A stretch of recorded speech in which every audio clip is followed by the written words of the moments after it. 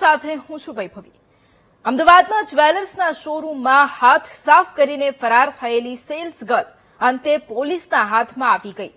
18 લાખના દાગીના વેચવાની ફિરાકમાં વાણિક ચોક તો બેન પહોંચી ગયા, પરંતુ દાગીના વેચે તે પહેલા પોલીસે તેને દબોચી લીધી અને કરોડોના દાગીનાની ચોરીનો આખો ભેદ ઉકેલાયો।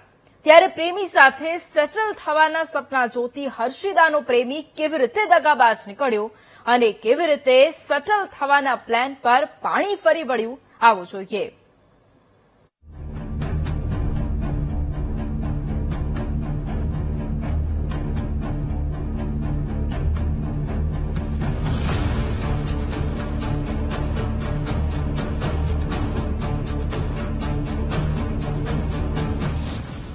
₹1.66 લાખના દાગીનાની ચોરીનો કેસ। ફરાર સેલ્સ ગર્લ હર્ષિદા પોલીસ જાપ્તામાં। જે પ્રેમી માટે કરી ચોરી તેણે જ આપ્યો દગો। અમદાવાદના નિકોલ વિસ્તારમાં 11 મે 2026ના દિવસે આભૂષણ નામના જ્વેલર્સના શોરૂમમાં કામ કરતી હર્ષિદા શેટ્ટીએ ₹1.66 લાખના દાગીના પર હાથ સાફ કર્યો હતો। શોરૂમમાં કામ કરતા કર્મચારીઓની આંખમાં ચૂનો ચોપડી રજાનું બહાનું કરી અને હર્ષિદા નાસી ગઈ। સાંજ સુધીમાં માલિકને ચોરીની ખબર પડી, ત્યાં સુધીમાં તો હર્ષિદા પ્રેમી મયુર માળી સાથે ફરાર થઈ ગઈ હતી।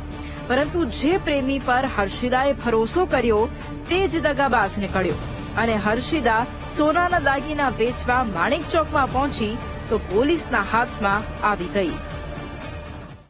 અમદાવાદ ક્રાઇમ બ્રાન્ચ છે। અમદાવાદ ક્રાઇમ બ્રાન્ચને આ છોકરીની માહિતી મળતા અમદાવાદ ક્રાઇમ બ્રાન્ચે આ છોકરીને પકડેલી હતી અને પકડીને નિકોલ પોલીસ સ્ટેશનને સોંપતા નિકોલ પોલીસ સ્ટેશન દ્વારા છોકરીને અરેસ્ટ કરવામાં આવેલી છે। જે છોકરી છે છોકરી જોડેથી અત્યારમાં 3 દાગીના મળેલા છે। સોશિયલ મીડિયામાં મયુર માળી સાથે થઈ મિત્રતા। 5 મહિનાની મિત્રતા પ્રેમમાં પરિવર્તિત થઈ। મયુર પરિણિત હોવા છતાં તેની સાથે સેટ થવાના જોયા સપના। માલિકના ભરોસાનો ફાયદો ઉઠાવી હર્ષિદાએ કરી ચોરી। ચોરીને અંજામ આપ્યા પછી હર્ષિદા બાઇક પર જ મયુર સાથે ઉદયપુર અને ટ્રેનમાં ઉત્તર ભારતના અલગ અલગ રાજ્યોમાં ફરી સોનાના દાગીના વેચવાનો પ્રયાસ પણ કર્યો, પરંતુ કરોડોના દાગીના હોવાથી વેચવામાં મુશ્કેલી પડતા ફરી અમદાવાદ આવવાનું નક્કી કર્યું। દિલ્હીની હોટેલમાં રોકાયા બંને આરોપી। હર્ષિદા નાહવા ગઈ ને મયુર દાગીના લઈને ફરાર થયો। 18 લાખના છૂટી ગયેલા દાગીના વેચવા હર્ષિદા આવી અમદાવાદ।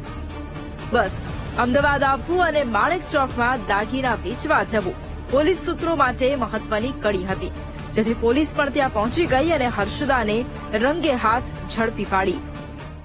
જે છોકરી અને જે આ છોકરો જે લોકો લગભગ છેલ્લા 5-1 મહિનાથી એકબીજાના સંપર્કમાં હતા અને ત્યારબાદ અવારનવાર એ લોકો વચ્ચે વાતચીત થતી હતી। ત્યારે આજે મયુર માળી નામનો યુવક છે એ છોકરીને અવારનવાર દબાણ કરતો હતો કે તું આ રીતના જ્વેલર્સમાં નોકરી કરે છે, ત્યાંથી આ રીતના તું દાગીના અથવા તો સોનાની લકડી લઈને ત્યાંથી ચોરી કરીને ભાગી જાય તો આપણે બંને પછી ભાગીને અન્ય કોઈ શહેરમાં આપણે ત્યાં આગળ પરમેનન્ટ સેટલ થઈ જઈએ।